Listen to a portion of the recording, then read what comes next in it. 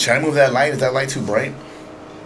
Well, I don't know, but we at the top of the world already. He's talking about lights. No, we good. It's your boy Guapo Damas at the top of the world. We're gonna keep it going, right? We said you get it on Friday, so tomorrow you'll get this show, and it'll be the episode you've been waiting for anyway, man. Finishing up on those predictions for that night, though, man. Yes, Lester sir. Martinez, Christian and Billy throwing down. Woo. I'm gonna go straight into it for myself, man. I'm gonna tell you straight up. I see Lester Martinez winning in 5 rounds. I see Christian and Billy bringing hell for the first 3 rounds of that fight. And there's going to be a couple moments where Lester's going to have to eat a couple of those big shots. And we're going to have to see if he's got this up in here. We're going to see. But I know I'm going to be carrying this up in here too. And he's going to have, 30 million Guatemalans jumping all over the place. Wishing that he can pull it off, man. But I think that and Billy will come with it. I think and Billy he's going to swing for the fences. But I also think that he's going to gas, and I think that Lester Martinez has enough to keep him off of him for long enough to be able to then work his skill part. And to me, when we're talking about the skill level part, it's night and day, man. Lester Martinez's skill set is definitely much higher than Christian and Billy's. What you got? So this is actually a title eliminator, right? So yeah, it is. So then the winner is supposed to be next up in line to face Canelo for one of his belts. The way it actually is that Christian and Billy, I think, has the interim belt already, which makes him the next title or whatever. So if Billy loses, then he's a secondary champ. That's where it's at. Yeah. Well, let's start off with this, man. We got these are 2 absolute monsters in the fucking ring, bro. These guys are freaking bangers. Both devastating punchers. Both actually has produced some ass whoopings over the last couple of years, and both deserving to get this spotlight on this undercard. I'm not quite sure if it's actually going to be the co-main event. It should, but I just thought of something. Lester Martinez is inside Bud Crawford's camp in Nebraska with Bomac. Is Bomac going to stay busy like that, or is a second man in command is going to be sharing I don't think Bomac. Look, listen. If you're asking if Bomac is going to be in the corner, if I was him, I wouldn't be, bro. You got Crawford coming out there in the fights, bro. That's just business, and that's me saying that with my Guatemalan. So I'm going to make my prediction, but my point is, what I also noticed in the promotional flyers, that Fernando Vargas Jr. is actually being placed as if he's the co-headliner. And that might be the case, because that way they can still put a buffer. You're 100% right. They can still put a buffer in between, which sucks, because this fight deserves that spotlight of the co-main event, because this fight alone could actually be a Showtime or back in the day HBO main eventer. Both guys are. I'm a fan of both of them. They are action-packed fighters, and they come with it. They got dog in them, and even with that, they got that heart. They got the freaking balls, because they walking in, but they taking some big shots too. But both men are just like, I'm gonna fucking get you. I'm gonna get you. Now for my prediction though, really quick now. I'm not just saying it to be biased for the fact that, one, my best friend happens to be Guatemalan, and this is like his favorite, and he cannot wait for this fight. But Lester Martinez is the truth. As evident, birds of feather flock together. He's in Bomac camp in Nebraska with some monsters. Keyshawn Davis is also a very talented fighter who will probably be ringside for this fight too. And of course, Bud Crawford. So they obviously are iron sharpening iron, And Billy can fight, and I just think he's gonna hit a wall that he just can't penetrate, and he's gonna run into a Guatemalan wall. This fight, he's gonna be throwing bombs right back at his ass. Lester Martinez, do it, man. So here's the thing, man. 5 rounds. I was gonna say depending on both guys' chins is gonna determine how long this fight go. But one thing I can definitely predict in this one, it is not going the distance. Both guys are going to bring it. No, they both bring it. Both guys are going to bring it. And I think because both of them got something to prove, they're going to show a lot of guts and nuts. And I do feel that the referee is going to have to intervene and stop the fight and save one of these brave men, because they're not going to want to quit. Hopefully the corner is standing there too on standby. I know it's kind of hard to quit and throw in a towel or stop the fight, especially when it's of this important magnitude. But at the overall, I do see Lester Martinez prevailing. That he's got that warrior freaking mentality. I mean, he literally does. He's part of some old Aslan freaking. I don't know what bloodline is regarding that Central American, but he's got that warrior in him, bro. As does them Billy. But my pick is Lester. Mid-round stoppage. Man, I don't think it goes past 8. Lester en 5 y es mi mensaje directo para ti. Tienes todo el apoyo de todos los chapines en este continente. We need you, dog. You need to come through with this win, man. Real talk, man. Come through with it. Sounds good. Oh man, that's good. Yeah, man. He's got to bring it, bro. it definitely has the makes on paper to be the fight of the night. In my opinion. Well, listen. My favorite fighter is fighting and my countryman is fighting that day. It's gonna be a good night of boxing. Listen, for everybody at home, I may be at work, so I may be watching the replay later. So we'll see how it plays out. You know it's gonna get ruined for you. I'm gonna make sure that I do so because I'm still gonna get that payback for that Trinidad freaking Vargas moment. Listen, let's go back to that, man. That's actually a moment I told him I was just recently watching that fight, and I didn't realize how special that fight was within itself, man. Trinidad Vargas, that was an amazing fucking fight, man. Man, you hurt my feelings that night, bro. Flashback. Tell him what happened. Yeah, so this is where I myself, put on my big boy pants. Oh man, what was this? Was it 2000? It was 2000. So I was 20 years old, and I booked one of the big halls at the Phoenix Civic Plaza to do the Battle of the DJs. Oh yeah. We had Sally Sal pull up, Don Cisco, the couple of Booyah Tribe, some badass DJs and stuff. And you know, shout out to my man Robert Greco. We was just talking about Young Noble passing away recently. Yeah. Boxing fam was good. What's up, boxing fam? Yeah. We met him at the Boxing Hall of Fame in Vegas, and he's been communicating and been a really good friend. I can't wait to travel with you, man, and have some good times together. Shit, again, how about coming up there to the Hall of Fame up there, man? We can hang out with you. Well, he's been telling us to make it happen. You know, we gonna do it. But let's go see that Hall of Fame. Where's that? Yeah, AC, Atlanta City. Is that the one Carbajal got in? No, right? the one Carbajal went into.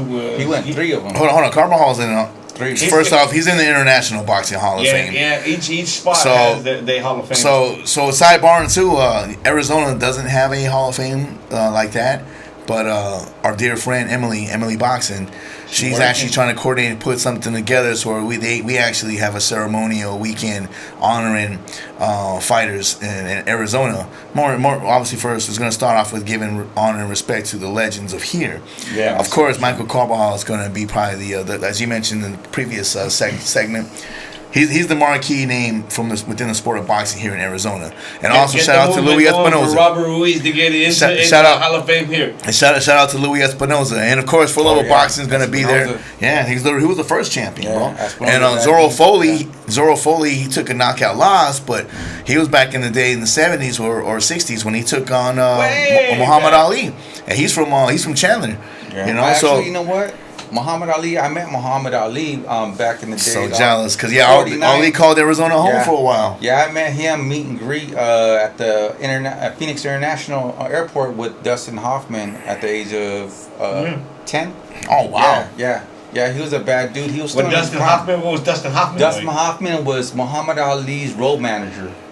And get out of here! Yeah, Muhammad Ali. What the hell? How about that nugget? Yeah, Muhammad Ali actually was getting into the movie industry, and Dustin Hoffman was bringing him to Arizona for one of his first visits. So you're trying to showcase him and get him out there, huh? Yeah, interesting. Yeah, he was in his good prime still. He was right. I actually had a couple chances to see Muhammad Ali, but didn't get a chance to interact with him. So it was like one of those deals. St. Joseph's Hospital, one of the wings there, is dedicated to Ali. So he was there dedicating it once. I remember he walked by. I was like, they didn't give a chance. to talk. No, he's a bad dude. Just like on that that fight he lost over there with against Larry. Larry Holmes, right? Yeah. You know that was the damage fight. Like how you said, who's your fighter that's fighting coming up from Lester Martinez? Lester Martinez. Yeah, just beware of the referee, man, because he likes the referee's getting away sometimes. Mm-hmm. And on that day, it was just Larry got lucky and he got the kickstand of his dreams with the open arms from the ref to hold him back from dropping on the ground. We all remember that one. Yeah. So that's the history. That was a time back in the days. For where it was before my time, but of course I studied all the way down to the bare knuckle. I'm a boxing aficionado. But my dad has shared the story. You know, regarding that fight, the unfortunate circumstance was that Larry Holmes used to be his sparring partner. Yeah. And Larry Holmes did not want to fight his idol.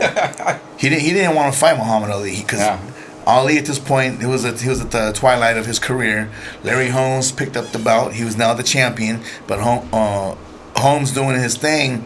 Muhammad Ali wanted to give one last hurrah, if you will, and you know, obviously against most of his insiders are trying to guide him now because it was way past his best days, and he was like, "Nah, he's to beat this kid up in the in sparring sessions. So I'm gonna beat his ass." Yeah. You know, Ali selling the tickets like he did, like as a showman that he was, man.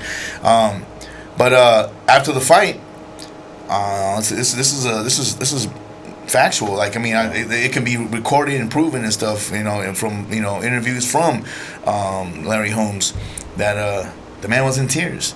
Yeah, he was in tears. He didn't want to beat up. He didn't want to fight his legend. He looked up to Muhammad Ali, you know. Yeah. But happens, you know? But Larry Holmes went on to become one of the greatest heavyweights of all time. He's definitely top 10, and I don't think anyone has a sweeter jab than that. Sidebar story on that whole thing, right? Yeah. When Larry beat up Muhammad Ali. Yeah. 10 years after that. Yeah. 10 years later, Mike Tyson kicked the shit out of Larry Holmes. Oh, yeah, and that's it right. was in return Dedicated. The big payback. And in return, Mike Tyson's all-time favorite is Roberto Duran, Manos de Piedra, right? Yeah. Mexican man from Mexico. So like, he's Panamanian. But he got Mexican. Mexican ties on. Mexican ties. I guess he's half, bro. Right? Actually, he is, bro. Out bro. of Mexico. No, so he's Panamanian. He's Central American. No, he's Central American. Oh, okay. His pops is Chicano. So there's a little, he came from Mexico. So his pops was an American soldier. Who was stationed down at the canal. Okay. Yeah, no, because I ran into him over here at the Post 41, and they said he came from Mexico. Like, not that he was from there, but that's where That's one of his. Yeah. So that happened to be one of his favorite fighters of all time. And I agree. Listen, not trying to disrespect, but you definitely better make that happen, bro. In regards to having the honor to shake that man's hand. Oh, he's a bad man. I've been I've never been at a place where Duran for me, so I've never had a chance to. Duran actually offered me a beer at Post 41 one day, and he tripped out. I said, well, I don't drink, sir. But you told the wrong person you don't drink. That motherfucker, I guarantee he was drunk when he was telling you. We're chilling, drinking at a political fundraiser with Mary Rose Wilcox and Earl Wilcox, and everybody just having a couple brews. But I was there, kind of like, just lending a hand, volunteering. So, I was in sober mode. But that's so I was, chilling on the iced tea with the man. Wow, that's what's up, though, man. That's what's up. Yeah. No, but I was gonna share though. We're just we're running down memory lane. So when I found out that Muhammad Ali, whom I grew up idolizing, my dad loved Ali, and it was kind of like the fixture of how I became such a fanatic. I'm a junior. Oh, you're a junior, so Robert. Robert Ruiz Jr. So Robert Ruiz Jr. And And sidebar, shout out to my son, love you, boy. I know we watch these segments together and stuff, but shout out to my son, and he carries the name as well. He's the third. Yeah, there you go. Yeah, so he already knows too. I already told him, man. So, shout out to Robert Ruiz the third and Robert Ruiz Sr. Both Robert Ruizes that I like more than this one. Yeah. But so. I became infatuated with the sport of boxing, studying Muhammad Ali. I used to go to the library as a kid, and I used to grab anything I can get my hands on Muhammad Ali, and I just studied him. I read the man, I read his story, and I idolize him. In fact, those of you that know me personally, you guys already know this, but those that don't, my home is very well put together. And I have a art piece, or I have a framed freaking painting, which stands out like no other because it doesn't really match the vibe. Yeah. But it's Muhammad Ali. There you go. It's Muhammad Ali. Yeah, Dead ass, bro. Bad dude. But so when I found out he lived here and he was doing those fundraisers, his team, you know, the celebrity boxing matches, I never had the honor to actually attend it. I've always wanted to. It's just I couldn't afford it as a kid. But I was like, one day I'm gonna meet this man. I want to let him know how important and how much he meant to me and my family, you know. And you know, he ended up moving here and stuff during his difficult, you know, on twilight years, you know, of his Parkinson's and his condition. And it's just, you know, I never had the honor to do so. But you talked about you ran into somebody, this and that. For me, I was at a Phoenix Suns game versus the Lakers, up in the nosebleeds, and Muhammad Ali was courtside. Oh. That's about as close as I got. Hey, you're getting closer, man. You know, I had a chance to meet the man, and yeah, that's what's up, bro. Dude, I've seen a lot of documentaries, and I've seen a lot of stories ever since a kid. You know, before I met him, I seen him. You know, all the action he had going on and everything. I like chingazos, you know, but I'm a promoter, so. I always been a promoter, always will be a promoter. There's something going on, we're gonna promote. It's in your blood, man. Yeah, I know what fights are about. I know how we get a fight going. Now, you know, you want to promote a fight, you want to get people there, you want to sell some tickets, you want to make some noise. You know, that's what I do. But as far as boxing, I met a handful of boxers in my lifetime, and Muhammad Ali is one of them. Tyson, Manos de Pirra, and Mike Carvajal, you know, some of the best in the world. And it's nice to know that, you know, you're a super fanatic of boxing and actually did the go, you know. Got in there and, you know, throw the chingazos and you know, got your, you know, your... Yeah, I had my fun. I was all right. You know what I'm saying? Hey, all right, that's good. I say for me, with Ali, I know Mr. LP doesn't do the political aspect of anything, right? For me, politically speaking, Ali was something else because he was the people's champ. He stood for what was really happening in society. Certified and bona fide, 100%. And I mean, this was a dude who gave up his prime years. Yeah. You always hear of dudes losing their prime years, right? But most of the time it's for something negative. Or, you know, like Tyson who went to jail, or other people that have gone through shit where they lose some of their prime years, and it's not like he gave up his prime years because he didn't want to go across. He wanted to stand. He wanted to stand. He wanted to stand. He wanted to stand on the ground. He stood on his ethics, and like just like his daughter too, and then his grandson. Yeah, and that's why, like when he passed, like that's why the world stood still that day. Shit, I cried. I cried. Every single billboard. I shed tears, bro. They just did a memorial for Ali, and I think Atlanta, they just did a memorial from over there recently. I just read an article that they're producing a memorial for Ali over there, and they were at a hall. Yeah, and that isn't. I don't doubt that in the least bit, man. Yeah. He was iconic, and it wasn't just even in the U.S., man. He's a global fixture. And it's very hard. I mean, everybody actually, this debate right here, in regards to, you know, the celebrity status of him. Michael Jordan and his Jordan shoes with Nike. Oh, there you go. So he's up there in the world. Like, come on, that's massive. Yeah. But I maybe because I'm being biased, you know, I'm boxing, but like I really don't think he made it got any bigger. He was bigger than life, man. Muhammad Ali. Yeah, true. Muhammad Ali can be, in which we seen footage. This wasn't movie fucking stuff. Yeah. We seen footage with him in Manila. We seen footage with him in Africa, you know, and when he fought those two legendary fights versus, you know, George Foreman and Joe Frazier, like these people didn't even know how to speak and communicate with him.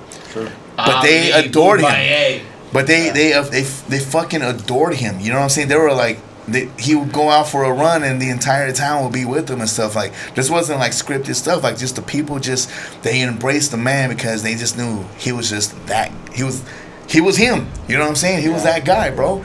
Like he fought after his years of boxing, man. He, you know, political and stuff, but he fought for human rights and donated and you know, and did events in regards to you know raising funds to help out people, you know, in need. Man, the dude was a fucking iconic legend, bro. He's iconic, bro. Rest in peace, man. A lover of people, man, and I hope everybody listening in, if you get a chance, go YouTube some of his fights and go see how great he actually was, man. Listen, Johnny Lazoya Jr., thank you for joining us down here, and for those people tomorrow that will be premiering this episode, man, continue to support us. Mr. LP, shout out, man. Yeah, man, let's do the recap. So check it out, y'all. You know what it is, what it do, man. Hey, it's always love and respect. I express this all the time because I am so thankful. I'm blessed. I'm so blessed. I get to do this. You guys have no idea how much this means to me. I get to talk shop about, to me, the greatest sport. It's the oldest sport to mankind. And thank you guys for the years of continuation of supporting us. And it goes so far back. And me and this guy always just talk. Guapadamos, that is. We always reminisce, run down memory garden, like, you know, when we were here, we were there. I mean, you guys hear our stories, man. I'm so thankful. But again, I want to mention it again because I'm going to be watching this episode with my man. He's going to stay for the weekend because I was out of town the last one. But my son, I'm proud of you. I love you. Becoming a man has been quite a journey, and I know I've been pretty hard on you, man. But you really caught on, regardless of what I always been trying to teach you, and that's just the hustle and bustle. I know you'll never have to fend. You'll never be in need because I'm teaching you how to flip a dollar. And I can't wait to enjoy this episode with you. I love you. And to all the homies, from the LP days to now, LP, and to the 4Love of Boxing family, nothing but love and respect. I wish you guys all the best. And everybody out there, you know what it is, man. Success and nothing less. Y'all stay blessed. Johnny, if you got any shout outs you want to give out, go ahead and give them now. Yeah, let me just say shout out to the whole entire state of Arizona. Thank you for supporting, you know, the lowrider movement for a whole long time, but not just the lowrider movement, because a lot of the boxers here in the state of Arizona had a lot to do with the, you know, being a part of our events for a long time. And, you know, boxing, you know, is the key, you know. A lot of people out there, Chicano movement, you know, they box. You know, they party, you know, they live life, and you know, they roll low on lowriders, or you know, whatever their interest is. But you know, I got into promotions, like I said, once again, you know, I fell in love with the like a fighter does fighting. I fell in love with promoting. Let's go. You know, and you know, that's about what it is. You know, you just get that love for something, you keep going forward. And you venture, and you know, you know, the biggest output you could put, you get that KO. You know, you get a couple wins. You know, you win a couple championships. You know, you meet a lot of good people. But always remember, you know, like how we said, you know, remember about your father and who brought you here, and your people. You know, where you come from. You know, and shout out again to Mr. Johnny Lazoya, Mr. Super Events, an icon, a legend in Arizona in the freaking lowrider community, a legend.